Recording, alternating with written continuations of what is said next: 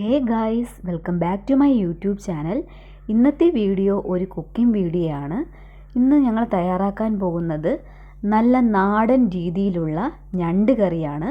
അതിനുവേണ്ടി ഞങ്ങളിവിടെ ഏകദേശം 10ഓളം ഞണ്ടാണ് എടുത്തിട്ടുള്ളത്. ഇനി ഈ ഞണ്ടിനകത്തുള്ള അഴുക്കൊക്കെ കളഞ്ഞ് അതിൻ്റെ കാലിനെയൊക്കെ ഒന്ന് സെപ്പറേറ്റ് ചെയ്ത് നല്ല വൃത്തിയായിട്ട് ഒന്ന് കഴുകിയെടുക്കാനാണ് പോകുന്നത്.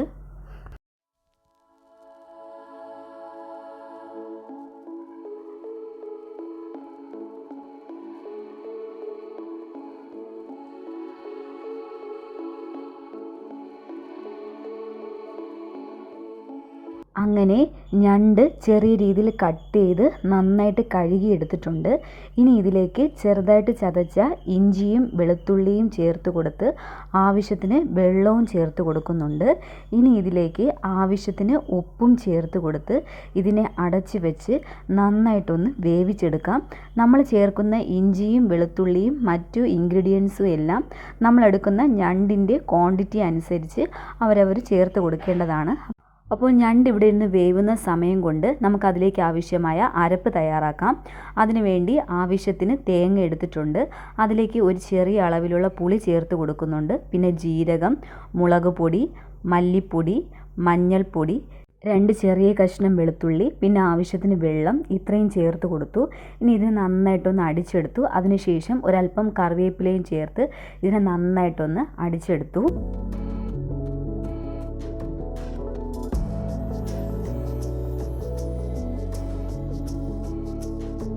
അങ്ങനെ നമ്മുടെ ഞണ്ട് നല്ല രീതിയിൽ വെന്ത് വന്നിട്ടുണ്ട്. അതിൻ്റെ കളറൊക്കെ നല്ല രീതിയിൽ ചേഞ്ച് ചെയ്ത് വന്നിട്ടുണ്ട്. ഇനി നമുക്കിതിലേക്ക് നമ്മൾ നേരത്തെ അരച്ച് വെച്ച അരപ്പ് ചേർത്ത് കൊടുക്കാം. എന്നിട്ട് ആവശ്യത്തിന് വെള്ളവും ചേർത്ത് കൊടുത്ത് ഇതിനെ നന്നായിട്ടൊന്ന് മിക്സ് ചെയ്തെടുക്കാം. എന്നിട്ട് ഈ അരപ്പിൻ്റെ പച്ചമണം ഒന്ന് മാറി കിട്ടും വരെയും നമുക്കിതിനെ നല്ല രീതിയിലൊന്ന് വേവിച്ചെടുക്കാം.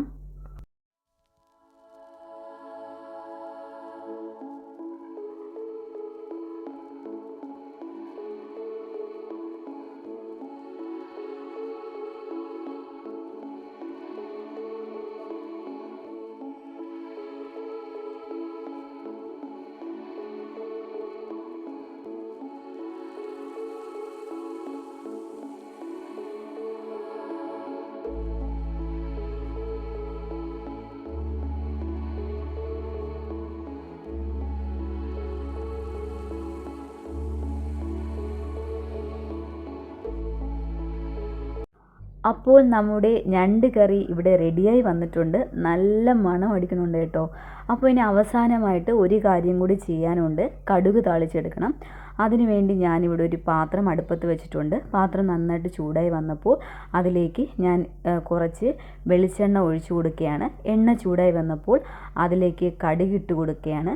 കടുകൊന്ന് പൊട്ടി വന്നപ്പോൾ അതിലേക്ക് ഇഞ്ചി വെളുത്തുള്ളി ചെറുതായിട്ട് അരിഞ്ഞത് ഇട്ട് കൊടുക്കുകയാണ്.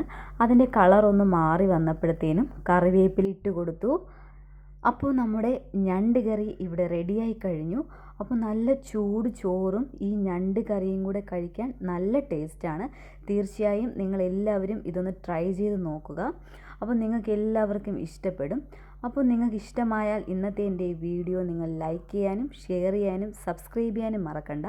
അപ്പോൾ മറ്റൊരു വീഡിയോ ആയിട്ട് കാണും വരെയും ബൈ ബൈ.